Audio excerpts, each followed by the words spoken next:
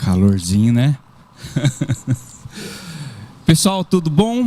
Vamos lá? Vamos orar?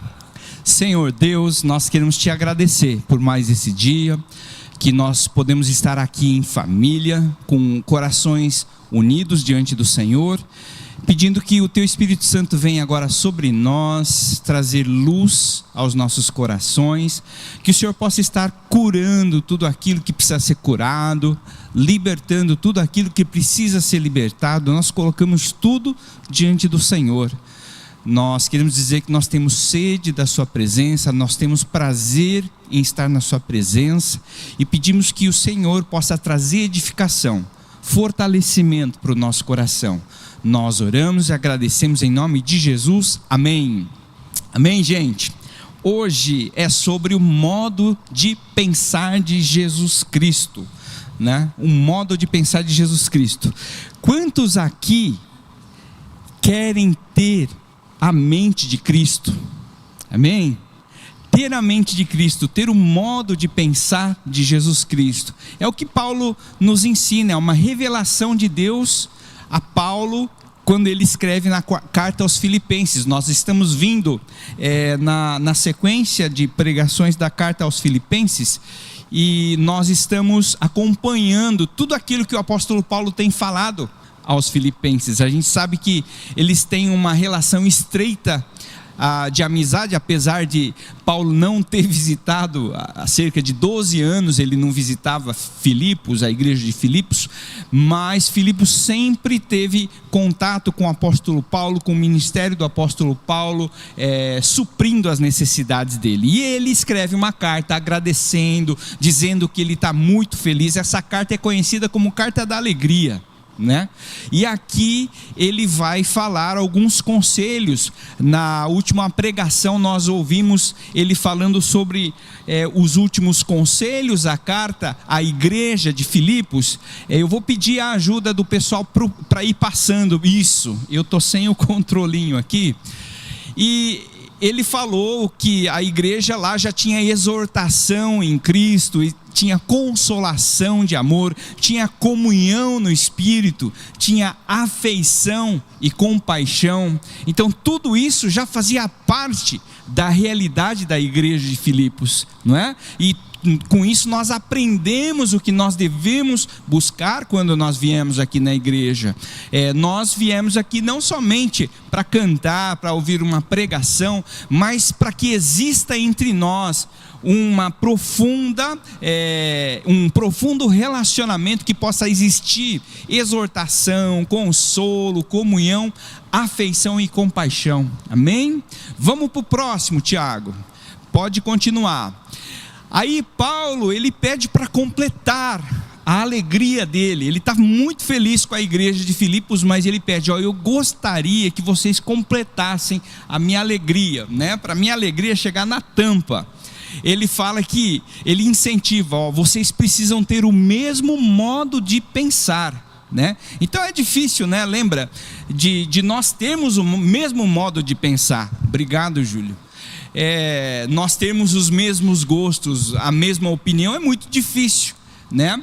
Mas não é a mesma opinião, é ter a mesma maneira de pensar que hoje nós vamos conhecer, né?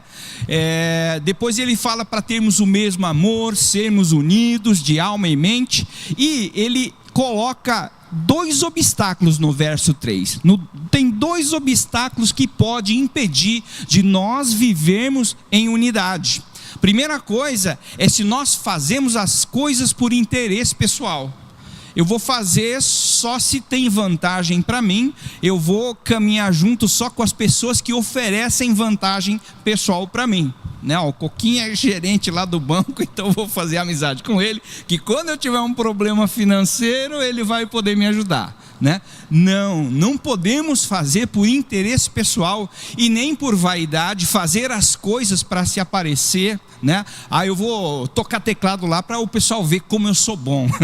Não é esse o espírito da coisa. Não podemos fazer nada para vanglória, né?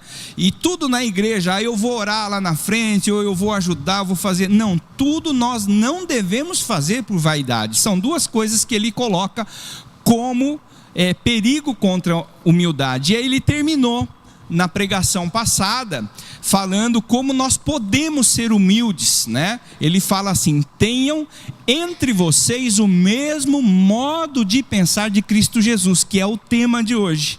Ele fala, ó, vamos aprender com Jesus Cristo como ele pensa, como é a mente de Deus. Já pensou, gente? Que tremendo, que revelação tremenda, poder conhecer como Deus pensa, não é? Muitas vezes a gente fala, puxa, o que Deus quer da minha vida? Qual é o propósito de Deus para mim? Aqui vai estar um pedaço, aqui está uma revelação que Deus deu ao apóstolo Paulo, como é o modo de pensar de Cristo Jesus. E muito interessante que o apóstolo Paulo, ele usa um hino pré-existente, uma canção, uma música. Não tem o louvor que nós fizemos agora? Muitos estudiosos, teólogos, eles falam que naquela época, esse trecho do verso 6 ao 11, era um hino que a igreja primitiva cantava. E ele usa esse hino para ensinar a igreja como é a mente de Jesus Cristo. Não é muito interessante isso daí?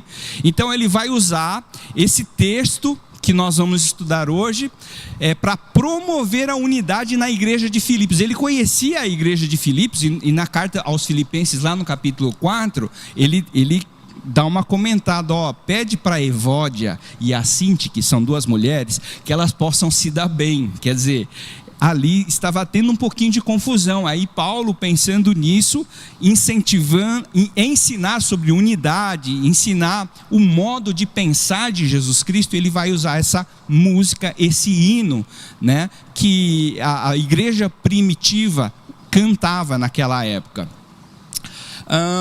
E a música, gente, então vamos falar de música, né? Aí eu fiquei muito empolgado de saber que aquilo era um hino que eles cantavam naquela época. E eu gostaria de trazer esse contexto para nós. Que tipo de hino que nós estamos cantando?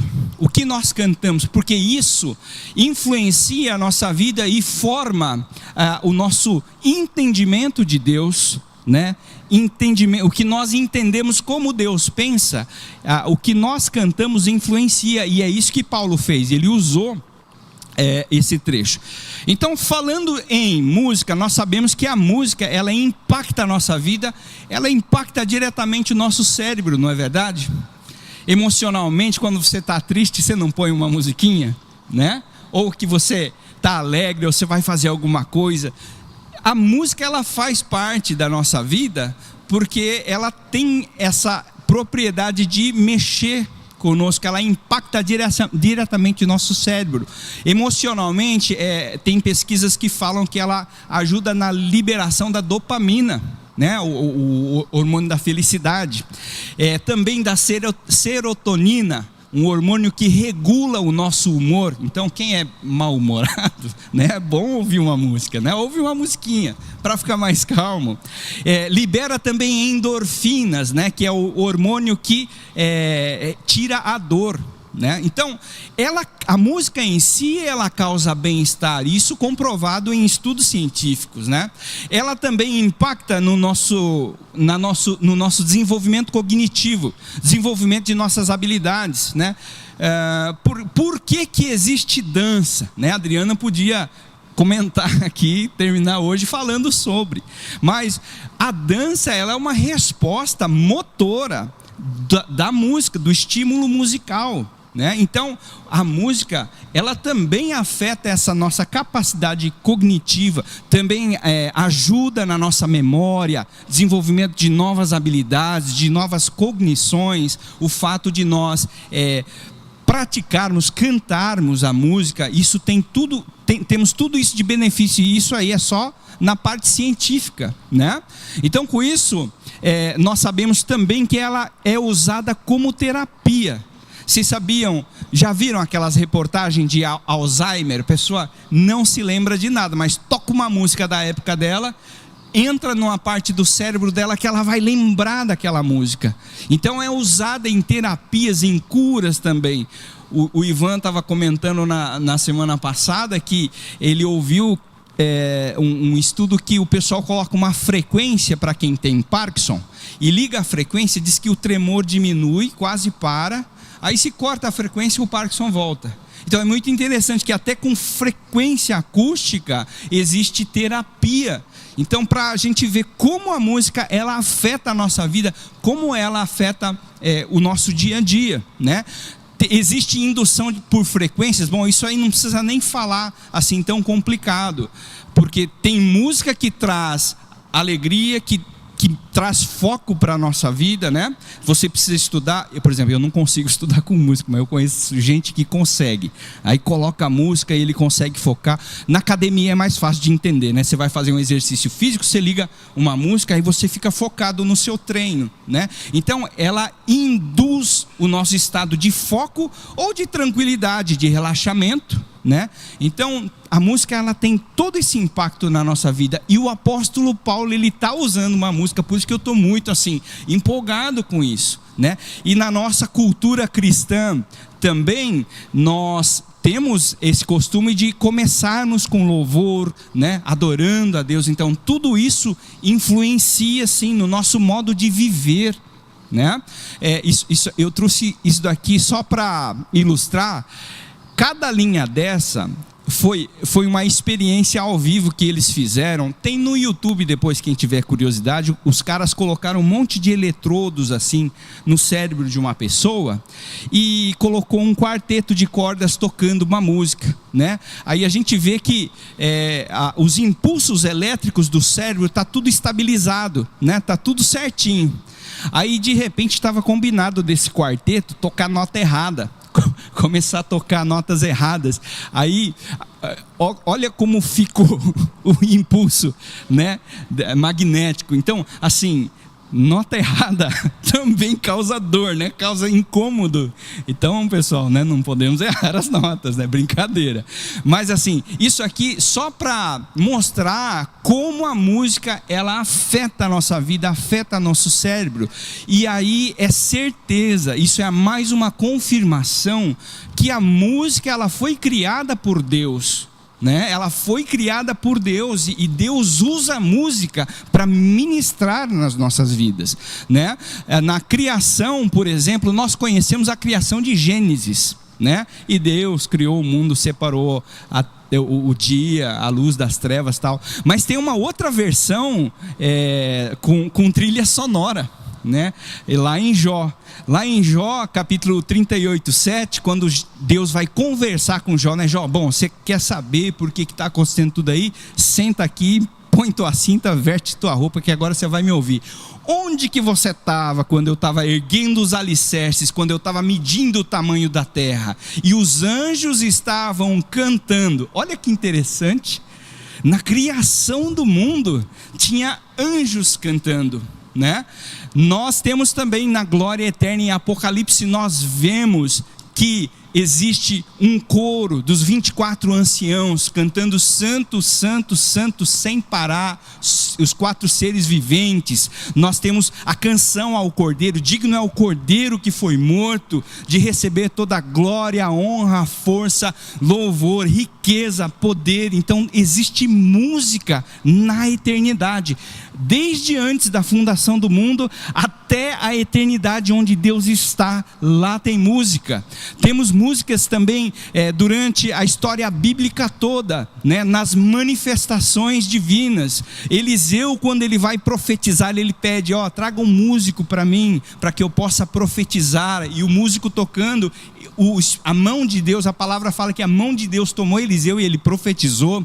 Nós sabemos que a música também expulsava, Davi tocando a harpa, ele expulsava o espírito mau que vinha sobre Saul. Nós vimos também que quando os levitas, na inauguração do templo, eles tocam em uníssono, a glória do Senhor enche o templo e ninguém consegue permanecer naquele lugar. Então nós vemos na manifestação de Deus durante a história, a música ela está presente também, e na nossa vida cristã também, na nossa igreja, na nossa comunhão, nós temos salmos, hinos e cânticos espirituais, não é? Essas 3 palavras, salmos, hinos e cânticos espirituais, é o que nós praticamos entre nós, no nosso convívio, né, na nossa comunhão cristã. Então, salmos, hinos e cânticos espirituais é o assunto que eu gostaria de tratar, porque Paulo está usando justamente um hino, não é verdade? Lá em Efésios 5, 18 e 19, fala assim: enchei-vos do Espírito, não vos embriagueis com vinho, mas enchei-vos do Espírito, falando entre vós com salmos, hinos e cânticos espirituais, louvando a Deus de coração. Então, nós vemos que salmos, hinos e cânticos espirituais têm a função de ministrar o Espírito Santo sobre as nossas vidas. Lá num texto paralelo, em Colossenses capítulo 3, verso 16, ele fala: habite ricamente em vós a palavra de Cristo, instruí-vos e aconselhai-vos mutuamente com toda a sabedoria, cantando salmos, hinos e cânticos espirituais com alegria em vosso coração. Então, salmos, hinos e cânticos espirituais também servem para instrução, serve para aconselhamento mútuo, serve para crescimento, serve para edificação, tá? Então, nesse sentido, com isso aqui nós estamos vendo como o apóstolo Paulo ele está fazendo uso de um hino para trazer enchimento do Espírito Santo sobre a igreja, para trazer instrução sobre a igreja, sobre como é a mente de Cristo. Então, vamos pensar um pouquinho o que são salmos, o que são hinos e cânticos espirituais. Não são tudo a mesma coisa? Salmos, quando nós lemos os salmos, nós temos a revelação de Deus, o conhecimento do Pai, não é verdade? O que tem lá no Salmo 23? Nós sabemos que o nosso Pai é quem cuida de nós, o Senhor é o nosso pastor, de nada terei falta, né? Me faz caminhar em pastos verdejantes, me faz descansar em águas tranquilas, mesmo que eu ande pelo vale da sombra da morte, não temerei mal nenhum, porque o Senhor está comigo, não é verdade? Então nós conhecemos a Deus através dos salmos. Salmo 90, verso 2, nós conhecemos a eternidade de Deus. Lá Moisés fala assim, Moisés que escreveu, fala assim: antes de criares o mundo, né, estabeleceres a terra, de eternidade a eternidade tu és Deus. Nos salmos os salmos eles nos revelam os atributos de Deus. Salmo 139, sonda-me, Senhor, e me conheces, né? Fala decor, dá para falar por causa da música, né? Conhecemos a onisciência de Deus, né? E depois dos salmos nós temos os hinos. Então os hinos na Bíblia é esse trecho de Filipenses 2, versos 6 a 11 que nós vamos estudar hoje. São hinos que falam sobre Cristo, né? Tem vários outros, tem lá em Colossenses capítulo 1, verso 15 a 20, fala que ele é a imagem do Deus invisível, é o primogênito de toda a criação. Então por ele, através dele foram criadas todas as coisas, nele tudo subsiste. Então fala sobre Jesus Cristo, né? São textos, são hinos que revelam Jesus Cristo. E os cânticos espirituais são os cânticos inspirados pelo Espírito Santo. Lembrando que qual é a função do Espírito Santo? A função do Espírito Santo, segundo João capítulo 14, é lembrar-nos de tudo aquilo que Jesus Cristo nos ensinou. O Espírito Santo ele tem total coerência com os atributos de Deus, com os atributos e a obra e a pessoa de Jesus Cristo.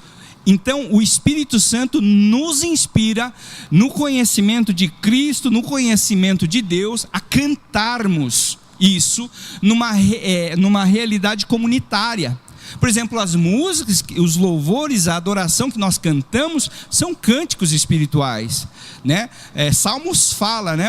Cânticos novos, nós devemos cantar cânticos novos. Esses cânticos devem ser inspirados pelo Espírito Santo, devem estar em concordância com a palavra de Deus, né?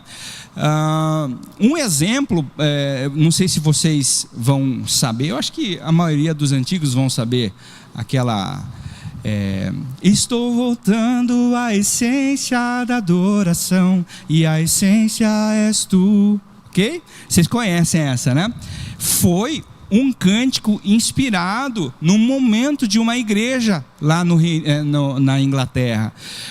O pastor, ele sentiu a direção de que não deveria de ter instrumentação nenhuma, porque estava virando somente um atrativo, porque nós sabemos que a música, ela cria essa atração, né? Ele falou, sem instrumento nenhum, né? Vamos passar um período contemplando, adorando ao Senhor. Aí que a letra dessa canção chegou, essa composição chegou. Me perdoa, né, pelo que eu fiz dela, porque a essência da adoração és tu. Então isso é um cântico espiritual, inspirado pelo Espírito Santo, de acordo com um contexto local, né? Então, como que nós podemos analisar se é um cântico espiritual o que nós temos cantado, né?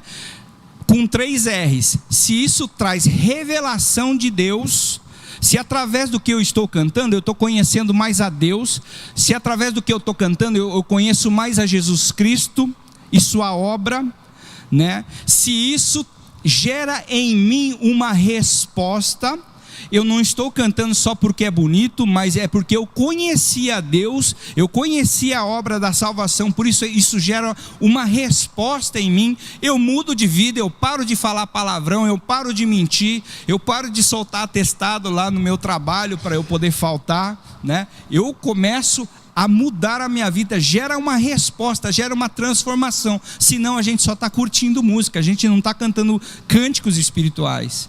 E o último R é se gera relacionamento.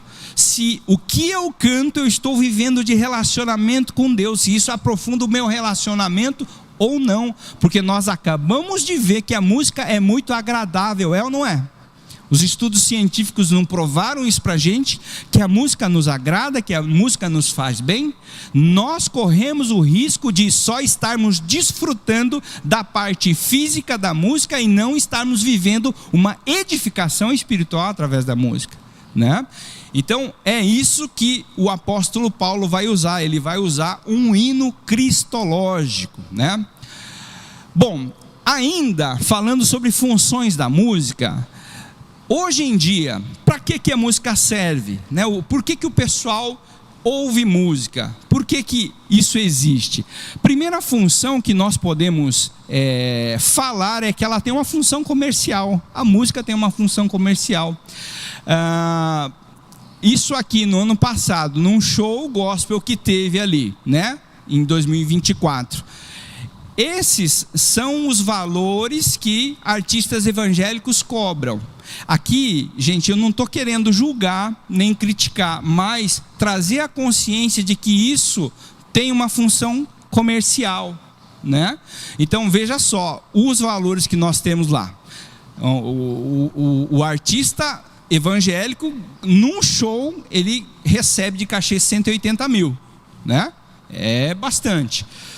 Por exemplo, mudando um pouco, 116 bilhões no ano passado foram rodados, foram movimentados com shows, gravações e direitos. Então 116 bilhões é uma cifra, talvez o Coquinho ele consegue ter mais entendimento do que eu, mas por exemplo, eu precisei fazer uma comparação e eu vi uma pesquisa assim, para que todos no Brasil da classe vulnerável tenham acesso à alimentação por ano, uma pesquisa levantou que 13 bilhões é suficiente para cobrir toda a fome no Brasil, né? E a música, ela movimenta quase 10 vezes mais que isso, né? Então, só para nós termos essa noção de que a música, ela tem uma função comercial, uma função econômica, uma função financeira. Isso sem falar de compra de instrumento, né? De comprar, vender instrumento, equipamento, isso só com gravações e shows. A música, ela tem uma função emocional também, como nós falamos no início, ela causa bem-estar, ela influencia o nosso estado, né, de espírito, traz alegria, euforia, traz foco. E o principal para nós que somos cristãos, nós precisamos entender que isso é criação de Deus e isso tem uma função espiritual na nossa vida. Ela traz, segundo Efésios, segundo Colossenses, ela traz enchimento do Espírito na nossa vida e ela traz instrução da vontade de Deus sobre nossa vida. Então o que nós cantamos tem que tocar no nosso espírito, tem que causar revelação ao nosso espírito, causar reação, resposta, transformação na nossa vida. Senão, nós estamos trabalhando somente na parte econômica da música e na parte de entretenimento emocional da música. Nós não estamos sendo ministrados espiritualmente através da música. Amém, amados? Então, isso aqui é só um exemplo do perigo da música ela não ter efeito espiritual nas nossas vidas. Eu vou mostrar um exemplo de uma música que foi cantada em uma igreja, né? E eu não sei se vocês vão lembrar, alguns vão lembrar. Olha só essa letra, está escrito assim, ó: um novo pacto, uma nova visão, esse é o momento, essa é a hora. Respire fundo, diga uma palavra: célula. É tremendo, o encontro é tremendo. Aí um amigo meu chegou para mim e falou: ué, mas cadê Jesus nessa letra? Então, não sei se vocês estão percebendo a gravidade de nós não pensarmos nas músicas que a gente coloca na lista do Spotify. A gente vai porque acha legal, porque bombou e está na trend, né? Mas um pastor de uma igreja falou para o líder de louvor tocar essa música, né? E essa música influenciou a igreja. E essa igreja, ela se dividiu. E aconteceu muita coisa. Mas olha só o que está por detrás. Está falando que tem um novo pacto, que tem uma nova visão. E é para respirar fundo e gritar célula, porque o encontro é tremendo. Mas Jesus não falou nada. E o povo está cantando essa música. Deu para entender? A música, ela tem um tremendo poder de influência. E o que nós cantamos, nós precisamos tomar cuidado. Aí depois, então agora, sabendo de tudo isso, nós vamos entrar no hino que Paulo usou para ensinar os filipenses a viver em unidade. Aí nós vamos comparar o tipo de letra que nós cantamos hoje com o tipo de letra que Paulo cantava, que enchia a igreja com o Espírito Santo. Não estou dizendo que hoje não se enche. Sim, eu sou muito movido, sou muito tocado por músicas, pela adoração, né? Quando cantamos, nós somos muito movidos, né? Mas é muito bom conhecermos o que Deus usou para ministrar a vida da igreja de Filipos, né? Então, o primeiro verso dessa música, desse hino, é que Jesus, embora sendo Deus, não considerou que o ser igual a Deus era algo que devia de apegar-se. Primeira coisa que a música mostra é que Jesus é Deus. Jesus é Deus, 100% Deus, 100% homem. Ele é Deus, ele não é mais uma ideia, mais uma filosofia, mais um comportamento para seguirmos. Ele é Deus, o que ele fala é a verdade. Não é uma opinião, bom, eu vou fazer isso aqui porque eu acho bonito, né? Vou fazer isso aqui que eu achei legal, aquele adesivo, aquela frase, aquele versículo, então eu vou fazer. Isso aqui eu não acho muito bom não, Jesus fala para tomarmos a nossa cruz, isso aí é muito pesado e hoje não funciona, aquilo deve ser contexto da época, hoje não serve para mim. Não é assim. Jesus é Deus, o que ele fala é verdade. Amém? 100% Deus, 100% homem. Ele é 100% Deus porque precisava de um Deus eterno para poder perdoar todos os pecados do mundo. Precisa de um Deus eterno e precisa de um Deus 100% homem, porque o adversário de Satanás não é Deus, né? O adversário de Satanás é o homem. Satanás é o adversário do homem. Satanás não pode nada contra Deus. Então Deus se faz homem para poder representar a humanidade nessa luta, né? E com nossas dores, com nossas limitações, ele vence Satanás na cruz. Então Jesus é Deus. A primeira coisa que a igreja cantava é que Jesus é Deus. Ao contrário de Adão, de Lúcifer, que eles queriam ser Deus, eram criaturas que queriam ser Deus. Jesus é o Deus que se tornou homem. Adão é a criatura, é o homem que queria se tornar Deus. E nós vamos avançando no modo de pensar, né? A continuação do versículo está escrito assim: mas esvaziou-se a si mesmo, vindo a ser servo, tornando-se semelhante aos homens. Então, primeira coisa é o esvaziamento de Cristo, né? Ele não se esvaziou da sua identidade, ele não deixou de ser Deus, ele se sua glória, ele se esvaziou, né, do seu, ele se esvaziou do seu estado de justiça. Ele estava sem pecado nenhum, só que ele se esvazia desse estado de justiça e se torna maldição no nosso lugar. Então isso é o esvaziamento de servo.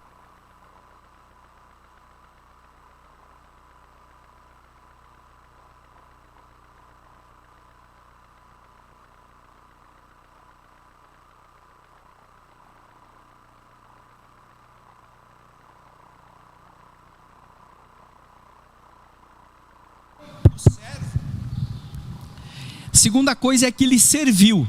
Então, por exemplo, eu sou contratado da prefeitura e eu sou um servidor público também. Então o servidor público, ele tem os seus direitos. Tem o feriado que eu posso descansar, né? Se eu ficar doente, eu posso apresentar um atestado médico, eu tenho direito a férias, 13º. Então, um servidor, ele tem direito, mas na Bíblia, esse servo é a palavra doulos, que é o sinônimo de escravo, ele não tem direito. Então Jesus, ele se tornou escravo, ele se fez, veio a ser servo, né? Ele abdicou de todos os seus direitos, e o detalhe que nos pega, pelo menos que me pega, é que ele faz isso com satisfação. Você servir por causa de dinheiro é uma coisa. Agora, você servir porque você fica satisfeito porque serviu, né? Poxa, mas que bom que eu pude varrer a igreja hoje para todo mundo, sabe? Mas que alegria! E não sentir prejuízo. Você entendeu? Fala, nossa, eu preciso ir mais cedo hoje, mas que prejuízo, né? Eu podia estar dormindo, eu podia estar fazendo outras coisas, mas eu tenho... Isso aí já não é satisfação, isso não é um serviço. E a Bíblia fala que Jesus, ele serviu satisfeito. Se a gente lê lá em Hebreus 12, verso 2, está escrito assim: tendo os olhos fitos em Jesus, o autor e consumador da nossa fé, ele, pela alegria que lhe fora proposta, olha só, a alegria que lhe fora proposta, suportou a cruz, desprezando a vergonha, e assentou-se à direita do trono de Deus. A palavra nos revela que Jesus Cristo, ele sofreu lá na cruz, mas é pela alegria que estava proposta, pela obra de salvação, pela reconciliação que ele ia promover conosco. Ele teve a alegria, a satisfação de entregar a sua vida lá na cruz. A gente vê isso na vida de missionários, né? Eu procuro conhecer, vasculhar muito o perfil de pessoal que trabalha com missões, porque eu preciso aprender. Os caras, eles abrem a mão da vida deles, dos sonhos, talvez dos planos deles, para viver em função de outras pessoas, de outras raças, de outras culturas que não conhecem a Cristo. E eles fazem isso com alegria.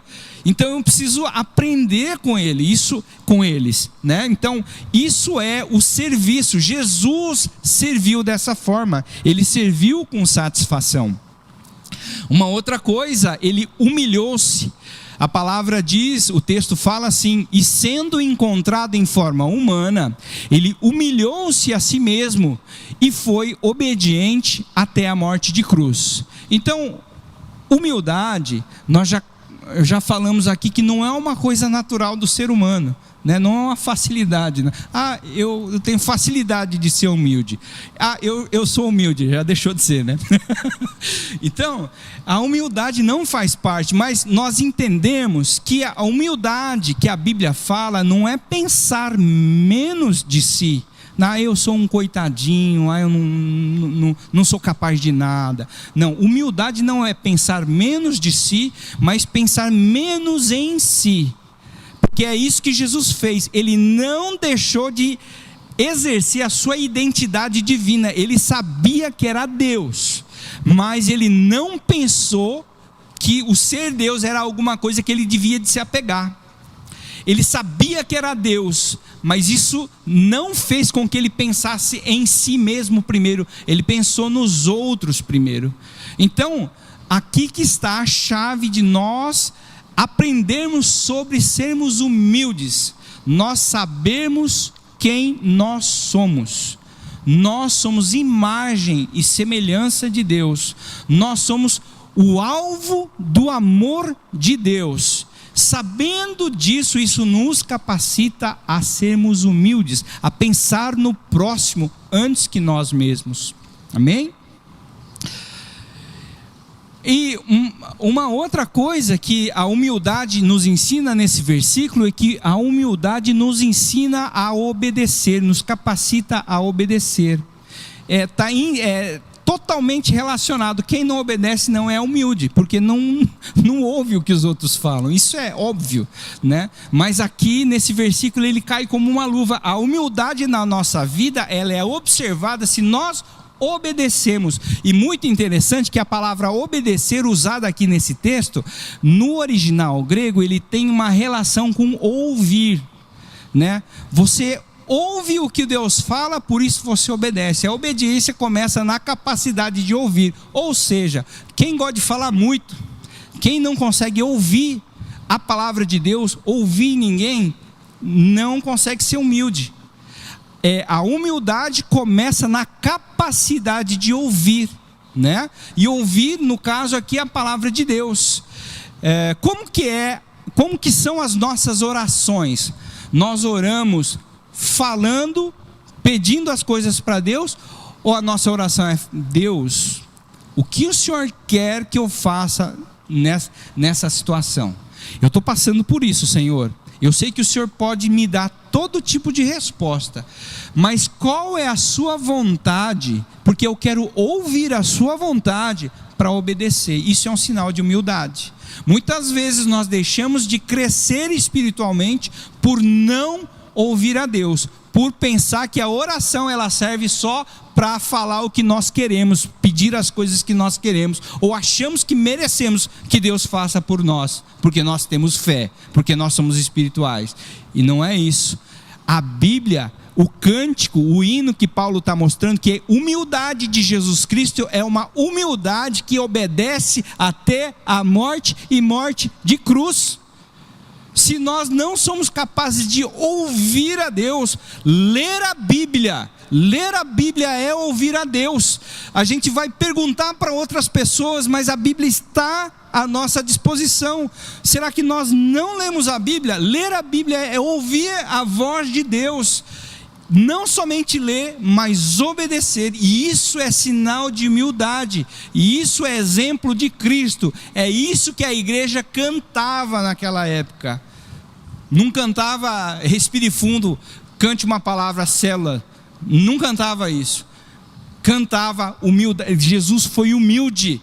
Ele deixou de ser Deus, abriu mão da sua divindade, veio se tornar servo, foi encontrado em forma humana, e encontrado em forma humana humilhou-se a si mesmo, sendo obediente até a morte, e morte de cruz.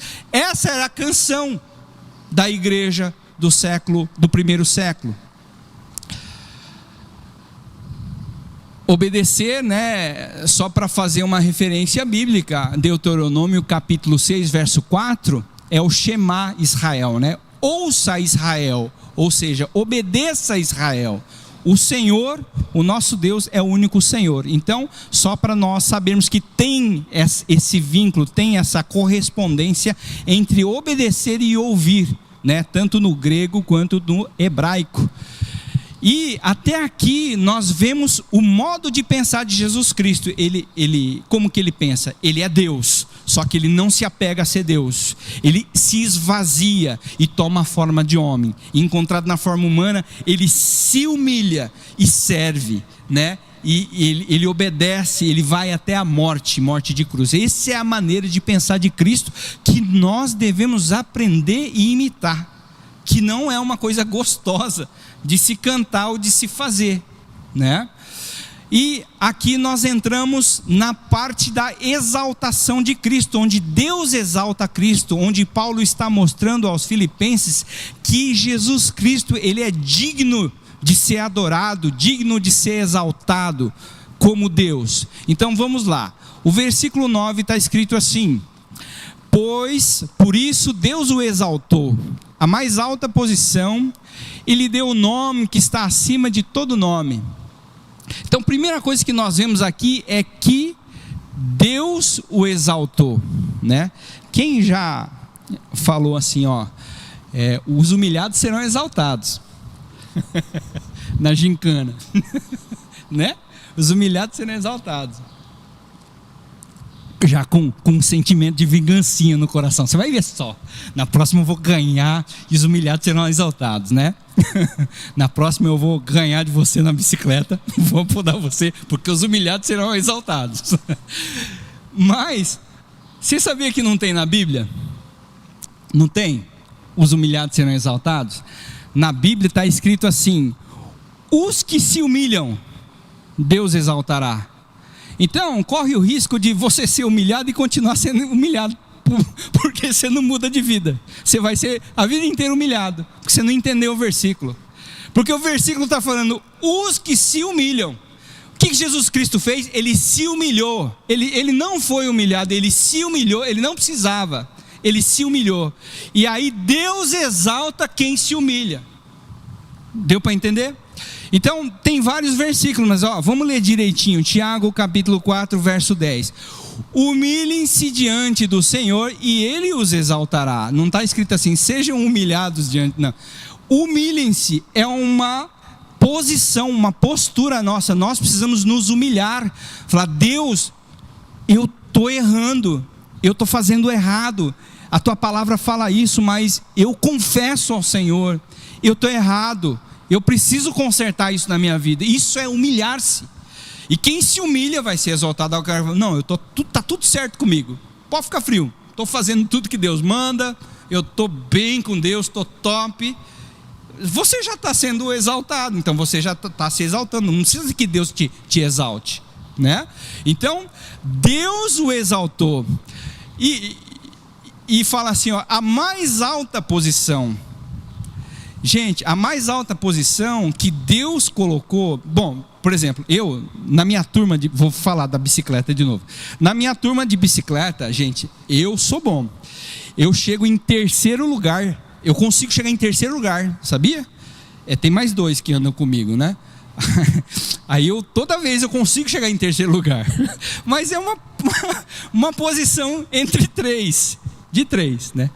Por exemplo, agora na sala de aula eu já não lembro de ter sido muito bem colocado, né? Numa posição entre 30 pessoas, aí já era difícil de ficar no meio dos 50%, que eu não sou muito forte de matemática, nem de história, nem de geografia, então já é difícil, né? Então ficar lá na 15ª posição já era difícil para mim. Eu ouço os meus alunos, eu dou aula de música, aí eu ouço meus alunos: professor, agora eu preciso estudar para a Olimpíada de matemática. Aí teve um ano lá que uns alunos meus, eles foram representantes do estado de São Paulo, depois foram representar no Brasil. Samuel deve ter feito alguma Olimpíada dessa. Então, esses caras inteligentes, né, meu? Eles representam o estado numa, né, Olimpíada de matemática, representam o Brasil.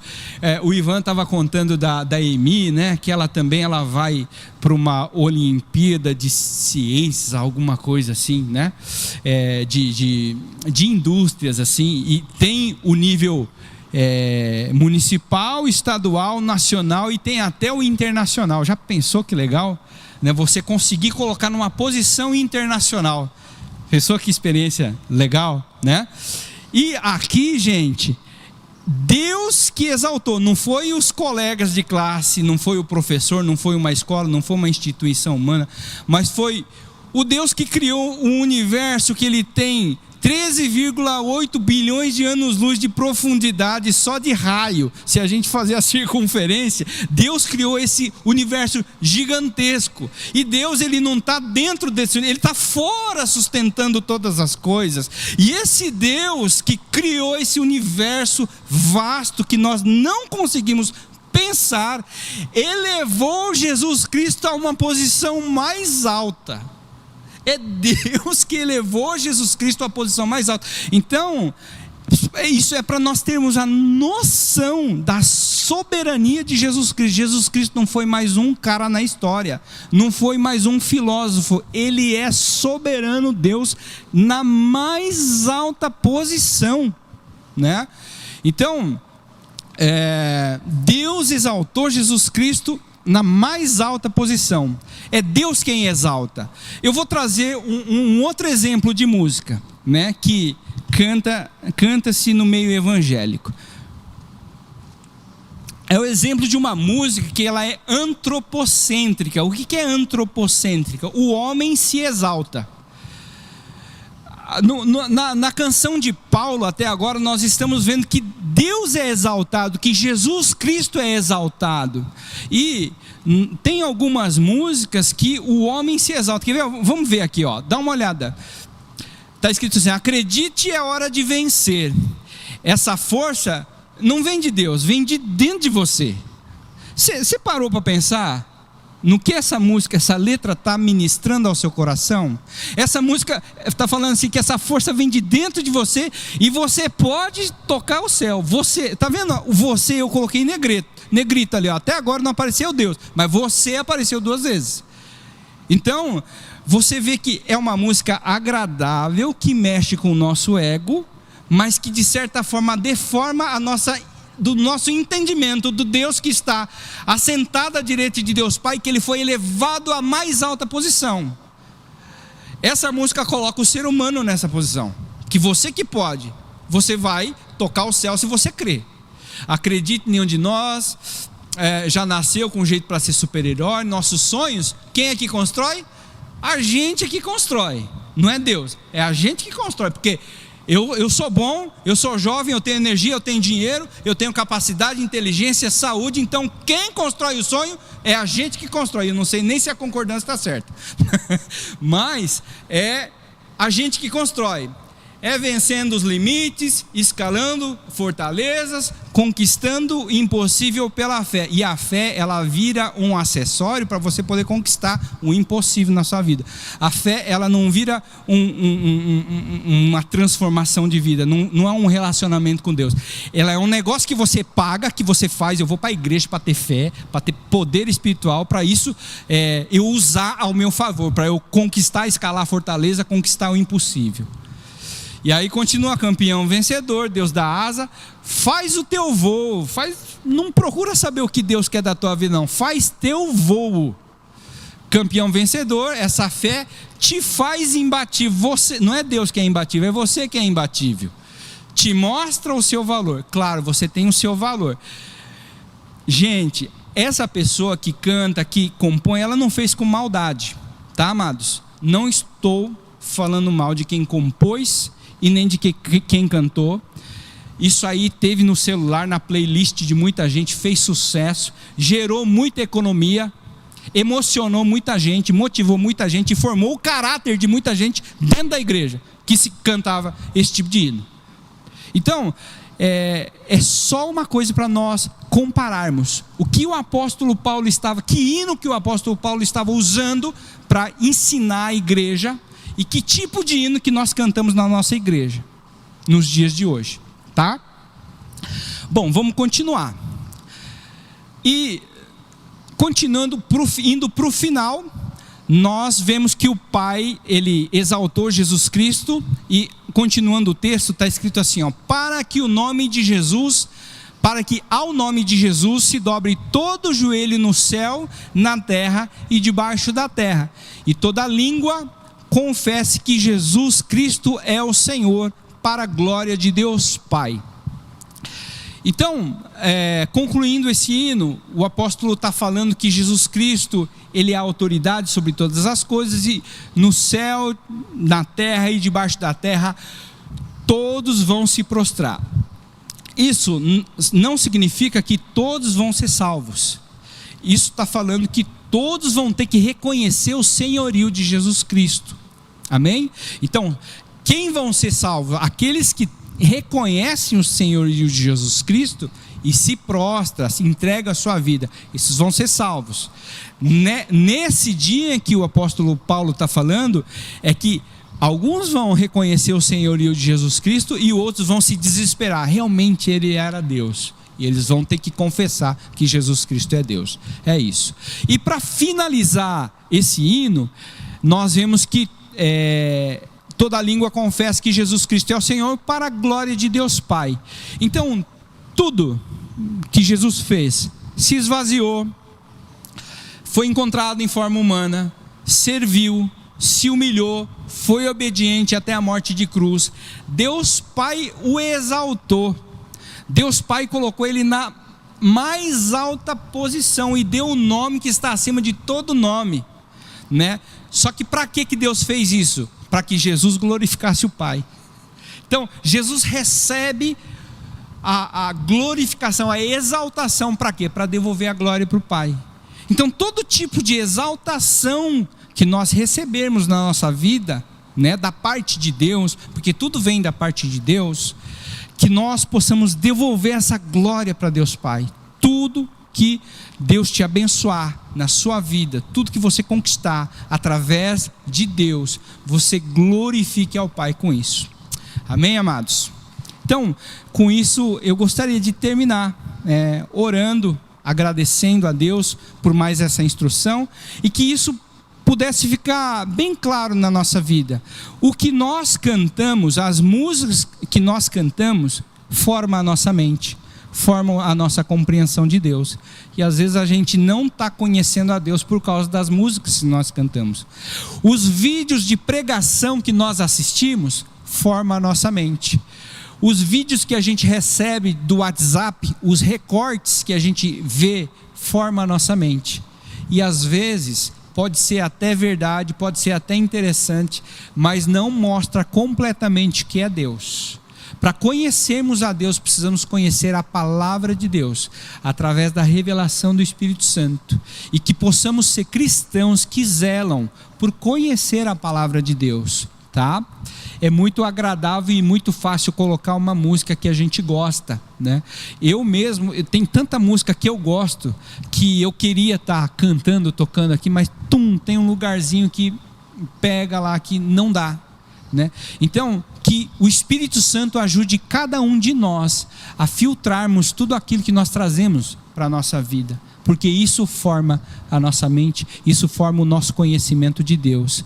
E o desejo de Deus é que nós o conheçamos em profundidade, que nós nos edifiquemos no conhecimento de Deus.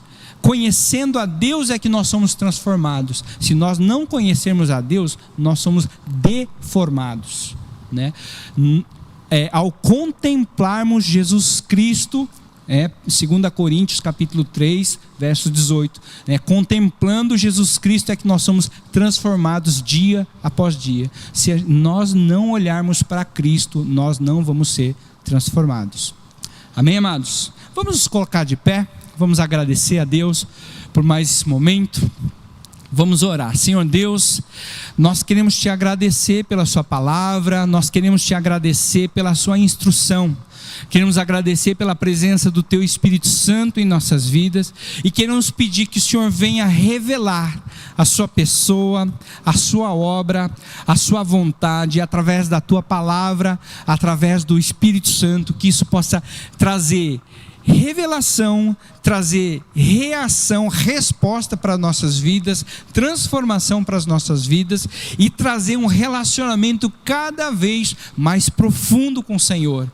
Que possamos ser inspirados, direcionados pelo Senhor durante essa semana, a tomar decisões que te glorificam, que levam à reconciliação para as pessoas, que levam a tua cura, a tua libertação para as pessoas. Eu peço que o teu Espírito Santo esteja com cada um aqui, ministrando uma vida ousada no Espírito.